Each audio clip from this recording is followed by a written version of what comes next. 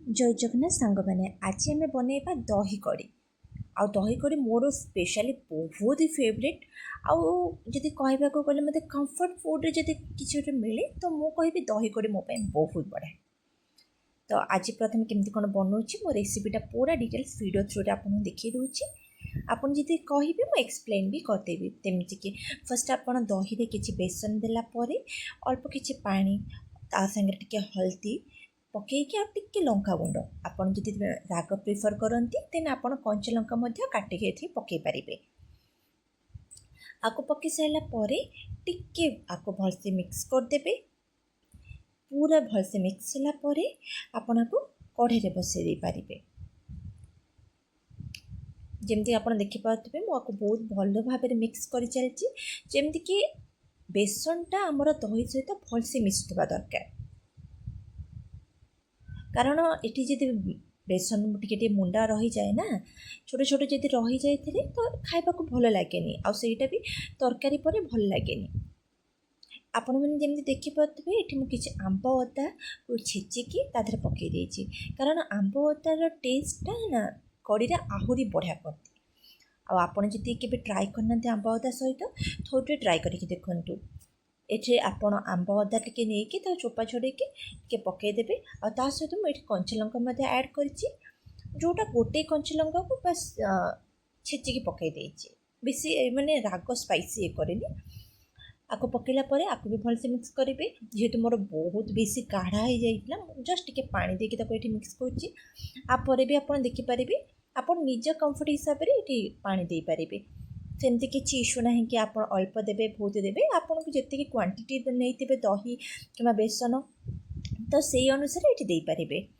देलापर आपको भलसे मिक्स करेंगे। देखो गोटे कम करेंगे जदि लुण फास्ट पकई दौरान हुए तो केवे केमती एमती होता है कि दहीटा छिंडी जाए तो मु कहि कि मु जोटा करे मोस्टली लुणटा आम लास्ट रे ही मु पकाए। तो ये देखिपे मुझे मोर क्वांटिटी भलसे जी दरकार मुझे ये करदे सहित भरिकी ये पानी दे देती तापर कढ़ई की बसैला आपको कढ़ई में पकईकि किसी तेल फेल किसी देवेनि डायरेक्टली कढ़ई बसैकी गैस लगेला आपको डायरेक्टली पकईदेवे अल्प आंचरे जमी धीरे धीरे गोलेबे।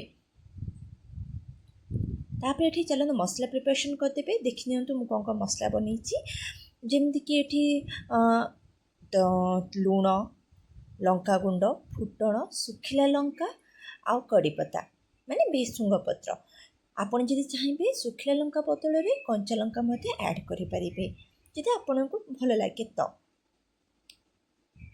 ये देखिपे मो कड़ी जमी फुटी गला अलरेडी कड़ी रेडी हो गला छुंक देवाई एबे मु कढ़ी को काढ़िकी छुंक प्रिपरेशन आमर रेडी करदे जेहेतु मते क्वांटिटी एतिकी ही दरकार थिला तो मु एठू ही बंद करदेवी। जदि आपन चाहते आउरी को गाढ़ा करने तो आउ किछि समय रखिकी मध्य फुटई पारिबे आपको आउ टिके फुटीगला आपन ये करें आउ ए स्टाइल थोड़े बनईकी देखंतु देखिए बहुत ही भल लगे। आपन जमी देखिपे मुझे कड़ी मोर फुटण प्रिपरेशन कर प्रथम तेल देला तादेह किसी फुटण कि आपड़ देपारे नर्माली सोरिष तापर सुखिला लंका आ कड़ीपत्ता आदि कलर चाहते ये मुझे ऐड करे टिके लंका गुंड ये पकई दिए आपड़ से चाहिए टिके लंका गुंड ये ऐड करें आईटा काश्मीर लंका गुंड जेहेतु ये स्पाइसी नुहे तापर ये गैस स्लो कर सारापर मो कड़ी ऐड कर देखिपे आम कड़ी केमती डिलीशियस और केते टेस्टी देखा आपन ए स्टाइल थरुटे कड़ी बनईकी देखूँ जदि भल लगी मो वीडियोटी निश्चय लाइक और शेयर करेंगे आ सब्सक्राइब करदेवे जदि आपन को भल लगे मो रेसिपी तो मत नेक्स्ट टाइम मेसेज कले निहाती आठू और भल भल रेसिपी आपन ट्राए करें ठीक अच्छे। आपन को भल लगी वीडियो को लाइक और सब्सक्राइब करेंगे और चलतु आज मोर खाଇବା प्रिपरेशन भी मुझे देखी दूसरी जमीक देखिपे भात कड़ी संगे मो सोयाबीन और मटर किसी बनई रेसिपी फ्राए और छुई आलू को तरकारी। बाय।